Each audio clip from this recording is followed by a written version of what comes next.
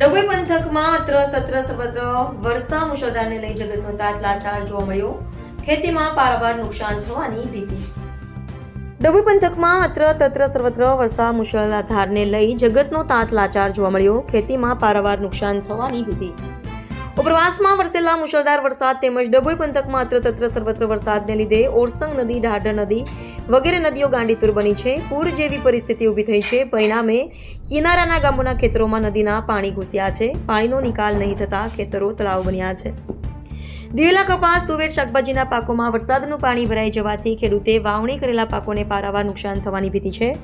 નવા બનેલા રોડ રસ્તાઓને આડેધડ થતા બાંધકામોને લીધે પાણીનો યોગ્ય નિકાલ ન થતા ખેતરો તળાવ બન્યા છે. જગતનો તાત બેબસ લાચાર બન્યો હોય છે. જો પાણીના નિકાલની વ્યવસ્થાનું યોગ્ય આયોજન હાથ નહીં ધરાય તો ખેડૂતોને રાતા પાણીએ રોવાનો વારો આવશે.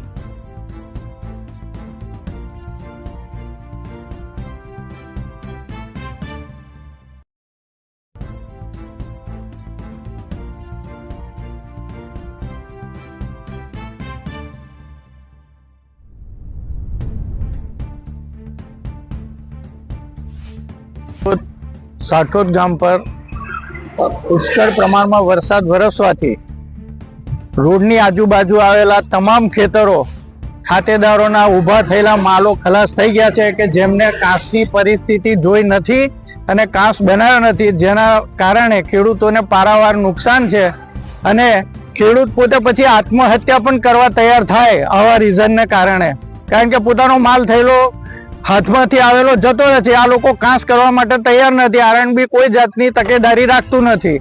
તો હવે ખેડૂતોએ શું કરવું? તો સરકારશ્રી આનો ઝડપથી નિકાલ લાવીને કાંસની વ્યવસ્થા કરી કાંસ બનાવી આપે તો ખેડૂતોના માલ ઉભા રહે. કુદરતના કહેર અને ભ્રષ્ટ તંત્રના પાપે અત્યારે તમે જોઈ રહ્યા છો પાછળ મહામૂલો પાક જે ખેડૂતનો છે એ કમસે કમ 200 વીઘાની આસપાસનો પાક જે નષ્ટ થઈ રહ્યો છે.